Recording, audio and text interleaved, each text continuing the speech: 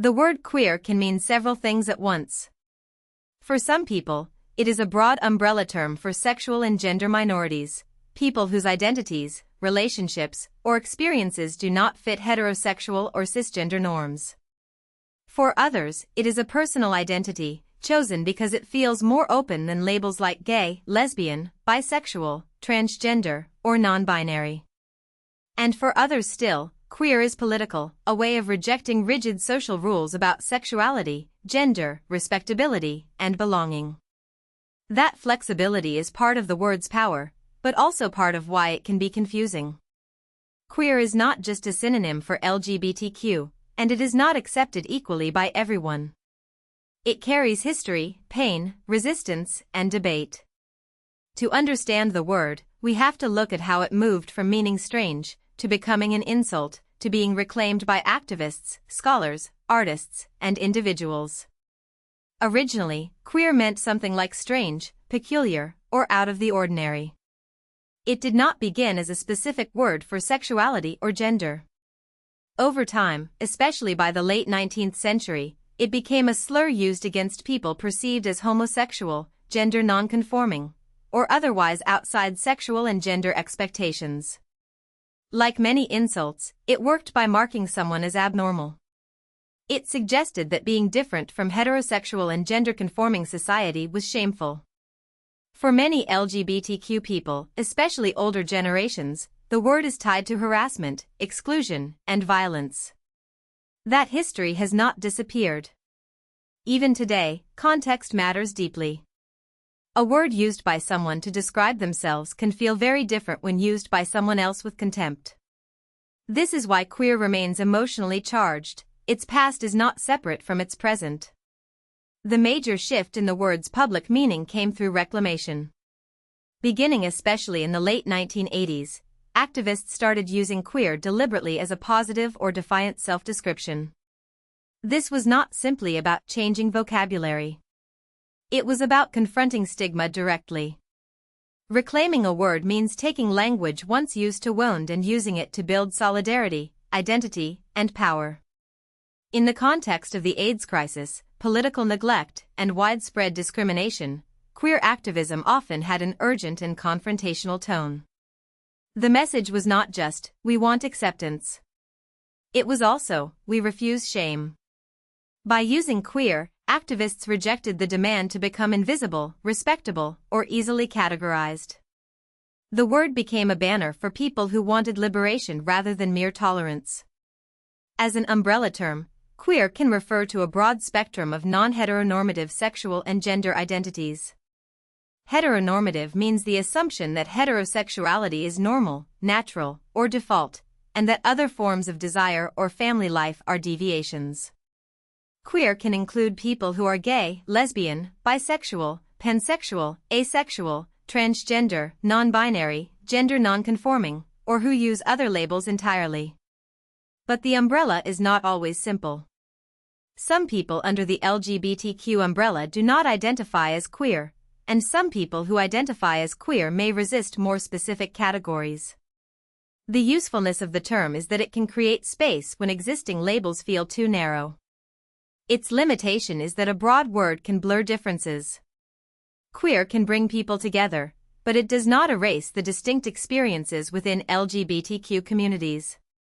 For many individuals, queer is appealing because it avoids strict boxes. Sexual orientation and gender are often discussed as if they are fixed categories with clear borders: gay or straight, man or woman, masculine or feminine. Queer can challenge those binaries. A person might use queer because their attractions are fluid, because their gender does not fit conventional language, or because they do not want to explain a precise label to everyone. In this sense, queer can function as an anti-identity identity, a label that signals resistance to being fully labeled. It can say, "I know who I am, but I do not want my life reduced to a category." This ambiguity is not a flaw for everyone. For some, it is exactly what makes the word feel honest. Queer is also a political identity. In this usage, it is less about naming one exact orientation or gender and more about a stance toward society. Queer politics often criticizes the idea that LGBTQ people should only seek acceptance by fitting into existing norms. For example, some activists have challenged consumerism, militarism, imperialism, racism, sexism, and rigid family structures as connected to broader systems of power. This does not mean every person who identifies as queer shares the same politics. But historically, queer has often suggested solidarity across lines of identity and a willingness to question norms rather than simply join them.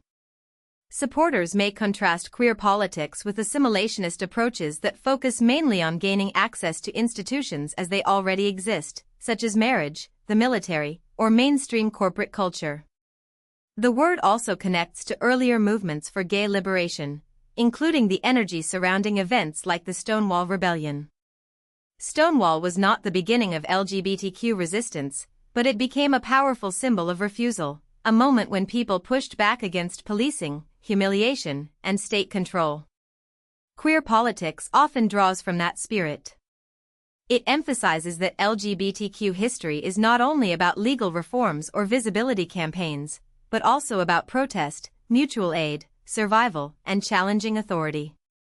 The reclaimed use of queer carries that rebellious edge. It can honor people who did not fit polite public images, drag performers, street youth, trans people, sex workers, people of color, and others who were often marginalized even within mainstream gay and lesbian politics. In academia, the word helped shape fields known as queer theory and queer studies. These disciplines examine sexuality, gender, identity, power, culture, and social norms. Queer theory is often associated with questioning binaries, male and female, heterosexual and homosexual, normal and abnormal, natural and unnatural. Instead of treating identity categories as obvious and fixed, queer theory asks how those categories are produced, enforced, and changed.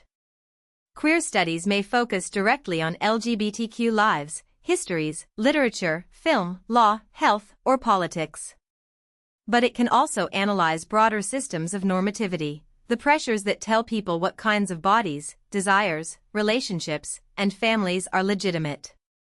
This academic use of queer is not identical to everyday identity use, but both share a concern with challenging rigid categories. Queer has also become visible through art, culture, and community spaces. Queer artists, filmmakers, writers, musicians, and performers use the term to explore lives and aesthetics outside mainstream expectations. Queer cultural groups may create spaces where people can gather without having to translate themselves into conventional language. Queer art often does more than represent LGBTQ characters. It can experiment with form, desire, humor, gender presentation, family, memory, and political critique. These cultural expressions matter because identity is not only legal or medical. It is also lived through style, language, friendship, nightlife, storytelling, and creativity. Queer culture can offer belonging to people who feel that ordinary categories do not capture the complexity of their experiences. Still, the word is contested, including within LGBTQ communities. Some people reject queer because they remember it primarily as a slur or have experienced it as verbal abuse. Others dislike its association with radical politics and prefer terms like gay, lesbian, bisexual, transgender, or LGBTQ because they feel clearer or less confrontational. Some critics argue that queer is too vague, trendy, or amorphous, especially when used by institutions trying to appear inclusive without addressing real inequality. These concerns are important. Reclamation is not universal. No one is obligated to identify with a word that has harmed them. The fact that many people embrace queer does not give others permission to impose it on individuals who do not want it used for them. Supporters, however, value queer for exactly the qualities critics sometimes question. Its openness can make room for people whose identities are fluid, overlapping, or hard to name. Its defiance can resist the idea that LGBTQ people must become acceptable by becoming conventional. Its umbrella quality can build solidarity among people who face different but connected forms of marginalization. Organizations such as PFLAG have noted that queer is valued by some because it can be inclusive of the whole community, by others because it communicates defiance, and by others because it describes identities that are more fluid.